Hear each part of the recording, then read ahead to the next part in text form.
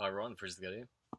I just got back from seeing the Christopher Nolan movie Interstellar and want to put my thoughts on it. So, starting off this movie, I thought that it started a little bit slow. I thought, okay, where's the movie going towards? Is it actually going to maintain this slow pace for quite a while? And I was quite bored with it for most of the start of the movie. I'm not sure if it was the sound mix's problem. I'm not exactly sure how cinemas work, but the cinema I saw it at, it was very difficult to hear certain key moments in the film, purely because many of the scenes were loud and many of these characters were actually whispering, which I must say was one of the problems with the movie is just that a few key scenes which I knew that important information was being delivered within those scenes could not be heard by me. So it made me miss a couple of these plot points, which I had to think about actually watching the movie, thinking, "Oh shit, what is this actual plot point?" I got distracted by the actual scenes, rather the scene that was going on in front of me, because I had to always backtrack and think, okay, what's the takeaway from that scene? So sound problem, earlier sort of problem with the movie. So the moment I really had, I guess, buy-in to this movie was the first couple of, I guess, epic, grand shots that you see of space, and I thought, okay, wow, this is actually pretty interesting. Just the way it was done, and I mean, those of you who've seen my past videos, I'm the last person to advocate visuals as being like the primary sort of mode for storytelling. If the story isn't there, then it's going to be shit. If the story is there, then it's going to make the visuals 20 times better than what they actually are looking on screen. But nevertheless, for this movie, it sort of made me have buy-in, and buy-in means that I'm sort of locked in for the movie, locked in for the ride. So I was like, okay, this I'm keen to see where this goes.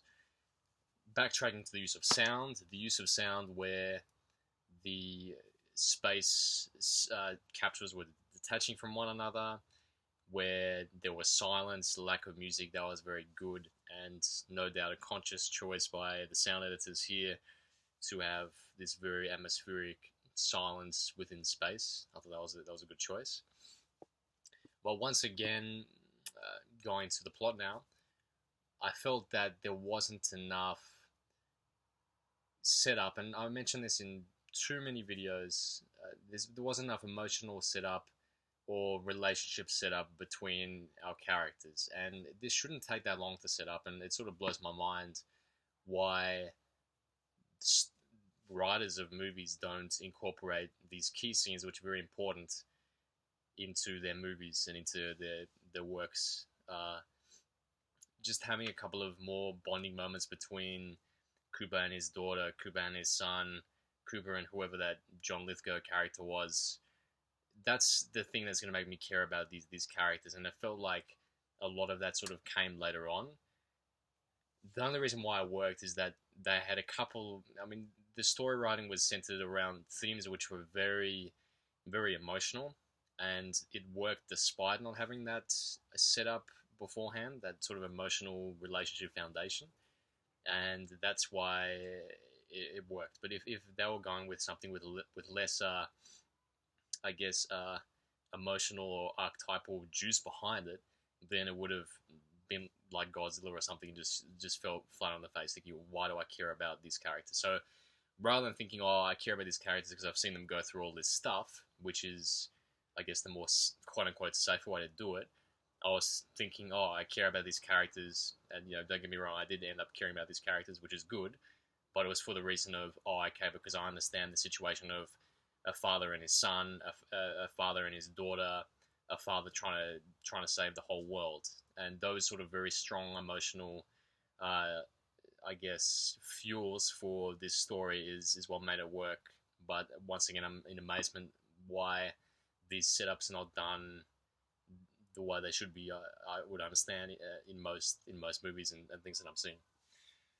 So visually, yeah, this movie was fantastic, and there were scenes where just the sort of mind warping nature of going to that black hole and seeing like all the stars sort of warp around. It was very hypnotic, and there were scenes I wanted to sort of pause and be like, okay, let's go back and see that again because it's just a mind trip, like you're on LSD or something, pretty much. So I enjoyed that a lot. Uh, but I did sort of drift in and out of being entertained and engaged with this movie, and I'm still waiting for the movie which sort of keeps me entertained, engaged, like like stimulated on every level, uh, to actually call that a masterpiece. And everyone's chasing, well, at least me, I'm chasing this sort of masterpiece of fandom, and it's hard to be out there because by definition, if a masterpiece was easy, then everything would be a masterpiece, and you wouldn't have that outlier of a masterpiece to call it such, to differentiate it.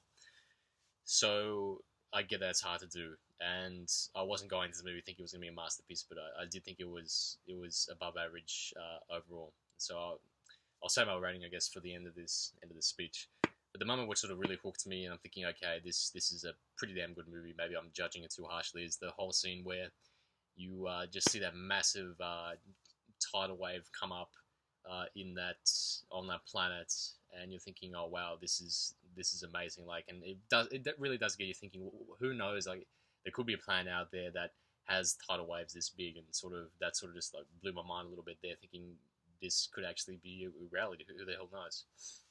Which brings me to my next point of the whole, I guess, debate I've been reading, because I actually almost didn't see this movie today. The whole debate that I see online of, well, physics dictates that this actually isn't scientifically accurate. This could not happen, and that pen couldn't be writing this, that, and the other. Um, and I'm always sitting on the fence with these types of arguments because I think that, in my opinion, you've got two types of people. You've got I'll call them nitpickers, for want of a better word, and they're the people that sort of go into something and they're thinking, well, if this doesn't have a fundamental basis on reality, in this case, I guess scientific principles, then I'm not going to be brought into this shared reality. Then you've got the other types of people on the other end of the spectrum, which say, you know what, shut the fuck up. This is a movie should be enjoyed for what it is. Forget about all your scientific principles. Go in there, enjoy it. Entertainment is meant to be entertainment. Don't try and analyze it to death. And I've always been able to see sort of both sides of the argument. On some cases, I'm like, you know what? Yeah, they should make it sort of realistic and make it believable. And on the other hand, I'm like, well, this is meant to be fantasy or whatever, so whatever, just go with the flow. And I can understand sort of both perspectives, and I don't really have a sort of clear answer to that discussion. So fair enough, I can understand if someone, for example, like Neil deGrasse Tyson saw this movie, he could be like, I'm guessing he would most likely be like, what the hell? That's impossible. That's impossible. This is an insult to my whole career. Nice little story there, Christopher Nolan, but I'm just not going to buy it. So fair enough for that end of the spectrum. But on the other end of the spectrum, like I said, you have these very emotional things which everyone can relate to, like family, love, stuff like that. And that's mixed in with this science, which actually makes this movie pretty engaging despite its shortcomings. So having the tidal wave scene, I'm like, okay, that's very, very entertaining. When I think that was Matt Damon, that was the cameo that everyone was talking about, popped up, I'm like, okay, this is getting a bit weird. And this was something I was sort of talking about with someone at work, and that is the popularity of movies and having actors being, I guess, too famous for their own good, or rather, their online or movie presence is so obvious that it's hard to distance yourself from them in other movies versus another movie. So, for example, you've got in one scene, essentially, Rust Cole, Catwoman, Alfred from The Dark Knight, Jason Bourne, and that guy from The Hunger Games, that judge guy. And you've got, it's like, it almost seems like a cartoonish sort of situation. But, fair enough. Maybe that's my own thing. Just should be thinking of actors as actors. But I always appreciate now when you've got movies which have up-and-coming talents. As my friend and I discussed at work, which you don't actually know, which sort of makes it more believable when you haven't seen an actor or actress in 50,000 other movies. Okay, so having said that, the whole scene where Matt Damon came in and he betrayed uh, Cooper because he's like, I also want to be rescued. That's when the sound got sort of shaky again. I couldn't understand what he was saying, and I was again distracted from the main action which was happening on screen because I was trying to backtrack, thinking, okay, what exactly uh, did that scene try to say, which took me away from the present moment. Uh, and this sort of takes me to the concept of the three-step reveal, which is basically, you want to hint at something at step one for the viewers, which are sort of more observant to a plot point. Then step two, you want to like hit them with like a feather or a fucking whatever spoon. And then stage three is for like all the people that couldn't pick up on the hints on step one and step two, like smack them with a fish and say, okay, this is what's happening. And that's where you get all those sort of heavy-handed lines.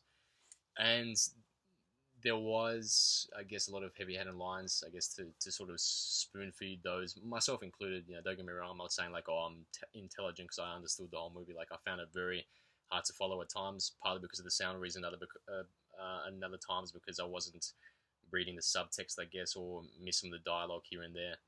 So I think this is definitely one of those watch more than once type of movies. But nevertheless, going back to the scene where Matt Damon there, he betrayed not Rust Cole, Cooper, and they're fighting there, and I couldn't help but laugh out loud in the cinema, just seeing this massive like planet and just in the snow and just seeing them two sort of scuffle it out. That was just a very humorous scene, and no wonder they put that in there because it's just so funny in a way, just seeing this these two forces come to clash where there was like no other life forces around them for as far as they could see. Okay, so once that was done, then the whole reveal came where the whole thing was a sham, which again I didn't really understand it, especially the part where Michael Caine's character was dying in the hospital. And this is sort of one of my frustrations. I'm like, yeah, fair enough, the guy is dying, but I just couldn't understand what the fuck he was saying. Like, he was like, and then you've got this music in the background, which I'll talk about in a second, which was music for the most part fan-fucking-tastic.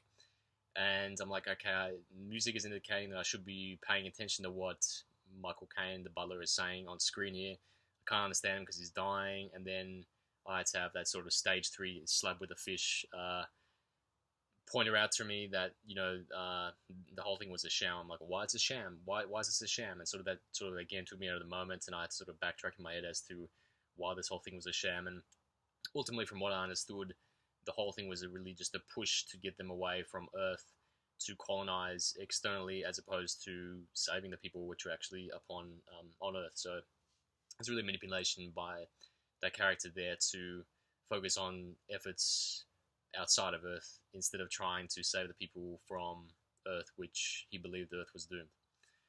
So once it got to the final third act, where it was just all about returning home and traveling home, I guess the other high point for me was where, oh yeah, that's right. The whole time travel deal was the whole time dilation thing, or the whole relative time thing.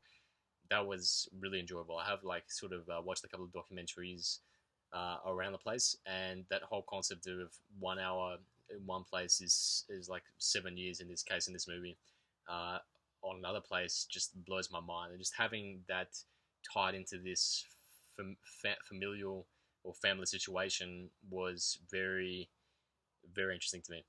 And indeed, like, say what you will about actors and say that they're overpaid or whatever, but seeing Matthew McConaughey's face and nice directing choice, just to have it planted solely on his face and just seeing him break down, cry emotionally.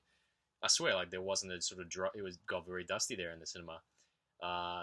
It was just a very emotional moment, and that was another moment where I'm like, okay, this movie maybe it's got pacing problems, maybe it's not the most accurately scientific movie, but damn, this is a pretty emotional story that's being told here. So that sort of quietened my sort of critical mind a little bit there. and of course, seeing all his family grow up and showing yeah, his grandson, his son's son. I was like, wow, this is amazing. Like this guy's going into space, and so much time has passed that he's missed all that time growing up with his family in order to save the human race. I'm like, there's something to that. So, boom, that's the emotional factor of my trifecta ticked off. Story wise, yes, it did. I guess have a lot in it, and this is another point I want to make, and that I'm hoping will sort of be scaled back maybe in future Christopher Nolan endeavors. Not saying I can do any better, but the best way I can describe watching any Christopher Nolan movie for the past couple of years or whatever is that it feels like you're drinking from a fire hose. There's a lot of information coming at you, and it's very fast paced. He wants you to pay attention to two scenes at once and draw the parallels between them. Fair enough, but a lot of the time it felt very rushed, and it felt like, especially towards the end of the movie, that you just didn't have time to breathe. Uh, so that's another problem I had with it. Maybe if you can scale it back a little bit, and I guess not spoon feed us, but I guess pace a little bit slower, perhaps maybe that'll work better. I don't know, but it just felt like it was just too much sort of shoved in my face at once. So the final act is when the whole space station, I think it was the Endeavour, was spinning out of control, and how Cooper attaches his shuttle to the actual spacecraft spinning out of control, the Endeavour. That was fantastic. Just seeing the way he did that, and actually like seeing like the camera angle shift sideways, it really did feel like you were in there with him. And indeed, the whole movie did feel like, all in all, it felt like you were going on a space journey, and walking out of the cinema there, driving in my car, looking at the blue sky, it felt very strange. It felt like I actually had come back from outer space. And indeed, this is a movie which is the whole point why I wanted to catch this movie in the cinemas, just to see if it was going to be good. I wanted to see it, the good movie in the biggest screen we have here. Okay, so once that was done, the whole sacrificing himself, going to that final scene where it shows all the multi-dimensional uh, books. Is the whole what do you call it? Time being represented by you know space dimensions, and him seeing his daughter there. That whole sequence was fantastic. That was great, and that's again another scene which I'm like, yeah, it made me basically forget about the movie's, I guess, negative points. I'm like, okay, this is actually a pretty damn interesting scene we have here. So that's one of the sort of checkpoints I made at the beginning of the movie when I saw those Morse code things, or the things she was writing in her book. I'm like, okay, that is going to be one of those Nolan clues. And so I was wondering how that was going to come into effect later on. And then I'm like, what is she talking about ghosts for? What is she talking about these books for? And indeed, they came, what do you call it, the MacGuffin, or, yeah, whatever you call it, Chekhov's gun, which is the storytelling device, which is something you plan in early for satisfying reintroduction later on in the series or TV show or whatever. So that was done very nicely. And of course, like just seeing him, break down and, saying, don't leave, stay. Just him seeing himself and not being able to do anything about it was, heartbreaking to watch. And I'm like, wow, that's intense. That's intense right there. And unfortunately, once that scene was over, he was sort of traveling in between all those books flying around.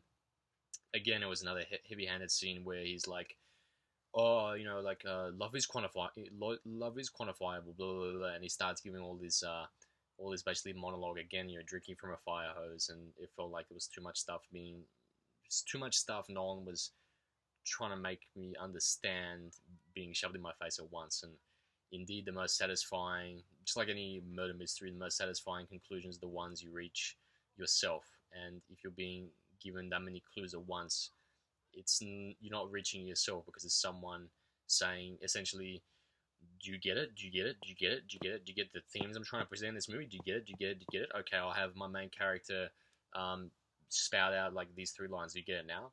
And indeed, that's where it comes back down to trusting your viewers and the viewers' intelligence. But then again, you get the whole debate of, okay, well, do you want it for the mass audience, or what happens if the people don't understand it? Less people are going to see it, stuff like that. So I understand it's difficult with all these external factors tugging you or whatever, but it did feel like I said, like drinking from a fire hose with many of these scenes here. But that takes me to the main themes of the movie, which again were interesting. Like, what are ghosts? So ghosts, I guess, beings from beyond this dimension. Is love quantifiable? Is what exactly is science? Can you equate science to scientific processes and principles? Is there life on other planets? Do we have to look forward to understand our past? Where does time come into all of this? There's a lot of themes here which were very interesting, and I'm glad that they were the main, I guess, underlying focus of the story. But ultimately, I guess like any many other good TV shows, it's really a story about a father's relationship to his daughter and just how much he cared for her. So that was always going to be, I guess, the anchor point for this movie called Interstellar. So yeah, okay, 21 minutes. That's pretty much all I want to say to this movie without repeating myself. So if I could summarize it in a sentence or two, uh, and I've read this in many a blog, many a movie review. This movie did a lot of things wrong, but it just kept on blasting me with things that it did right and emotional scenes which were just so, I guess, touching at the end of the day, that it made me forgive all those previous misfortunes, misgivings, misdirections, miss whatever. So ultimately, this movie gets, I think, a geez, it's always hard, I guess, because you're trying to think of things you've rated before. 7.5, I'm generous. 8 out of 10. So yeah, I mean, 10 out of 10 is going to be that movie that I'll present a video and I'll be like shaking this camera, going, "Oh my god, I finally saw this 10 out of 10 movie." But until that day, I mean, it's going to be like, I guess, 7.5s or 8s or whatever. So I guess we'll go with 7.5. So there you go. My opinion, Interstellar, Christopher Nolan, 7.5 out of 10. Did a lot of things wrong, but just had a really heartfelt story, and visually was just amazing that it made me forget about those things at the end of the day. So I guess if Nolan and indeed movies' future is anything that this small step of a movie has taken, then I guess our future for the movie of, I guess, the whole of mankind will be very interesting indeed. That sounded better in my head, but yeah, that's it for today. Goodbye.